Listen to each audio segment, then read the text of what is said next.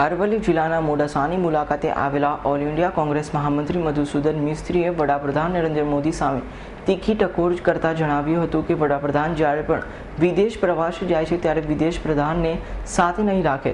પોતે સરમુખત્યારશાહી પદ્ધતિથી શાસન ચલાવવા માંગે છે તે દેખાઈ આવે છે. સાથે મોદી વિદેશમાં જે ભારતમાં આવા કંપનીઓને આમંત્રણ આપે છે તે કંપનીઓ થકી તેઓને ચૂંટણીમાં મસમોટું ફંડ મળે તે માટે આપી રહ્યા છે.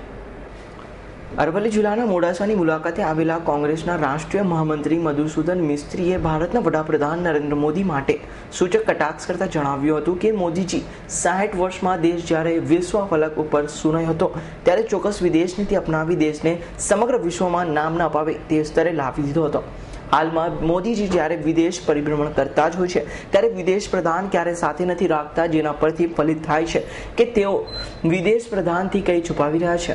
એનાથી બી વધારે છે. હું તો કહું છું એ કઈ દેશના વડાપ્રધાનો એમ નથી લાગતું, ભાજપના વડાપ્રધાનો એમ લાગે છે.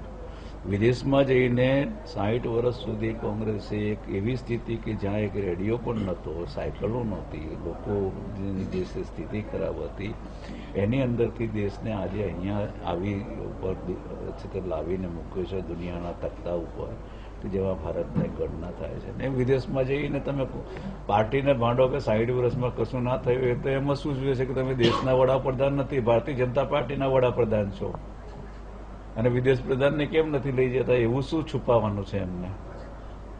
તે વિદેશ પ્રધાનને કાયમ છે તે સાથે નથી જાય. ખરેખર વિદેશ પ્રધાનની એ છે. વડાપ્રધાન મોડો જે કામ વિદેશ પ્રધાનને કરવાના હોય તે કામ પોતે કરી લેવા માંગે છે અને તેનો સમગ્ર જશ પોતાના નામે ચડાવી બધું જ હું કરું છું તેવું સાબિત કરવા માંગે છે. ત્યારે જે રીતે વિદેશી કંપનીઓને ભારતમાં ધંધા સ્થાપવાના આહ્વાન કરાય છે તે દેશના વિકાસ માટે નહીં પરંતુ આગામી ચૂંટણીઓમાં ભારતને કરોડો રૂપિયાનું ચૂંટણી ફંડ મળી રહે તે માટે આવી કંપનીઓ માટે લાલ જાજમ બિછાવાય છે, જે દેશ માટે દુઃખદ બની શકાય.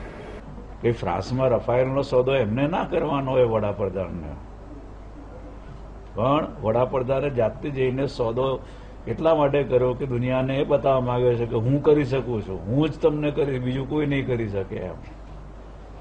અને મારો તો સીધો આક્ષેપ છે કે સીધા જે બધી કંપનીઓને આવવાનું આહ્વાન આપે છે તે આવતી ચૂંટણીઓની અંદર ભારતીય જનતા પાર્ટીને એમને ચૂંટણી લડવાના પૈસા મળે એના માટેનું આ કારસ્તાન છે, બીજું કશું નથી.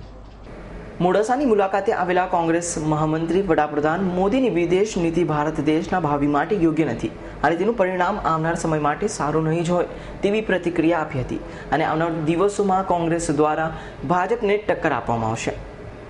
અલ્પેશ રાઠોડનો રિપોર્ટ, S9 ન્યૂઝ, અરવલ્લી.